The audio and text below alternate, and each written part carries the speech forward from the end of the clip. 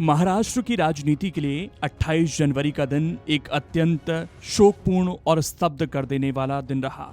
बारामती से एक ऐसी दुखद खबर सामने आई जिसने न केवल राज्य बल्कि पूरे देश के राजनीतिक गलियारों में सन्नाटा पसरा दिया।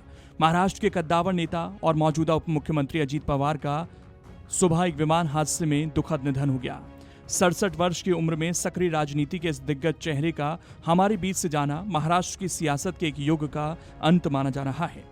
अजीत पवार, जिन्हें उनके समर्थक और आम जनता प्यार से दादा बुलाती थी, अपने पीछे एक लंबा और बेहद प्रभावशाली राजनीतिक इतिहास छोड़ गए।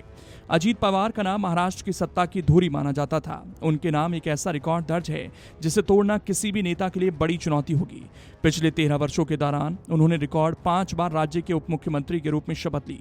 वो महाराष्ट्र के इतिहास में सबसे लंबे समय तक, भले ही अलग अलग किश्तों में, इस पद की जिम्मेदारी संभालने वाले नेता रहे।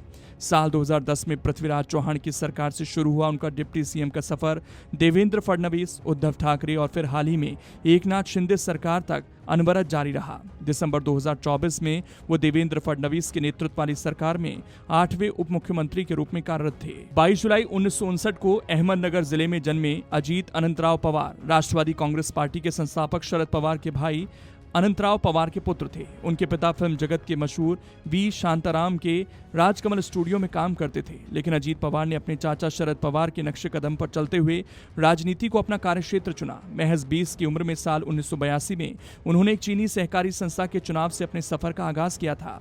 बारामती उनकी राजनीति का एक ऐसा अभेद किला रहा जहां से वो साल 1995 से लेकर 2014 तक लगातार विधानसभा चुनाव जीतते रहे। साल 1991 में वो लोकसभा के लिए भी चुने गए थे, लेकिन अपने राजनीतिक गुरु और चाचा शरद पवार के लिए उन्होंने अपनी सीट का त्याग कर दिया था। अजीत पवार को महाराष्ट्र की राजनीति में एक कठोर प्रशासक और कुशल संगठनकर्ता के रूप में जाना जाता था। उनके पास कृषि, बिजली और जल संसाधन जैसे महत्वपूर्ण मंत्रालयों को संभालने का व्यापक अनुभव था। विशेष रूप से कृष्णा घाटी और कोकण सिंचाई परियोजनाओं में उनकी भूमिका निर्णायक रही। हालांकि उनका राजनीतिक सफर विवादों से भी अछूता नहीं रहा।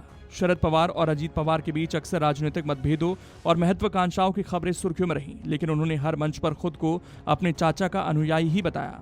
आज उनके अचानक निधन से बारामती सहित पूरे महाराष्ट्र में शोक की लहर है।